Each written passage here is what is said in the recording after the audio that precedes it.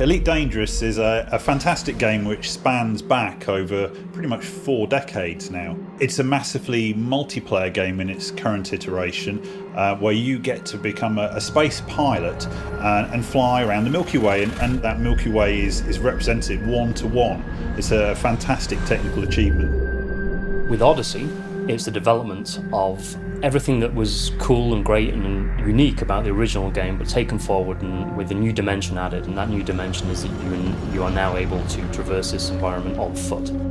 The first time even that you get out and you actually see your ship in front of you and you understand how massive these ships actually are is kind of awe-inspiring. It's actually really quite dangerous. You know, you are millimetres away from the vacuum or from a thin atmosphere that could kill you in an instant. So the idea that you were enclosed in this suit and you could hear your own breathing was a really important part of the experience as far as we were concerned. One of the key things I really wanted to push was the idea that you'd kind of get that Neil Armstrong moment when you actually set foot on a planet for the first time. It had to have a slight emotional resonance to it. It had to feel like you were literally touching the ground for the first time. It's something we've hinted at with the ships, but now you can really do it. Exploration's always been a huge part of Elite. What's new is the fact that for the first time you'll be able to visit planets with light atmospheres. We have all of the data for these worlds that we create, which planets have what types of atmospheres, their surface pressures, composition, their temperature. Now we get to recreate it for you to explore. We're really striving to make our planets look fantastic from an on-foot perspective where you can get much closer to them. This is both with new rocky planets and new ice worlds which look absolutely incredible. Worlds heavy in ice will end up with ice world specific formations. You'll end up with lineae, palimpsests, cryovolcanism.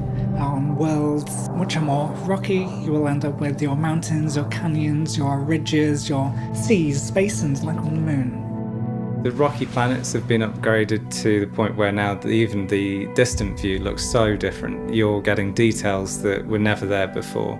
Another exciting element of these new planets and these new terrains which the light atmosphere affords are some more vegetation, some more flora. The flora that we're producing, we've been really interested in making sure that they feel like convergent life, so that they're recognisable to us as different genuses and species, but they are also quite alien in themselves.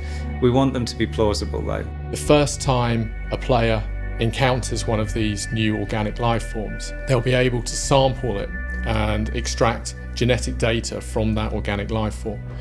They can then log that in their codec, but also take back some of that genetic information as data and then trade that for rewards back at starports and planet ports. Elite has always had a great heritage in allowing people to explore and rewarding them for finding things, and obviously we're going to continue that on foot. So we've got billions and billions of planets out there, and we're really wanting our community to engage, go into the black, set foot on new planets, get that moment where they are the first to set foot there and be able to report that back in. Exploration in particular, I think, generates those kind of magical moments where it's very difficult to get anything close to that playing anything else. It's something that's really unique to Elite. I think what Odyssey really represents for our players is the fulfilment of the promise that we made right at the very start of Elite, that we would finally allow people to get out of their ships and walk on planetary surfaces.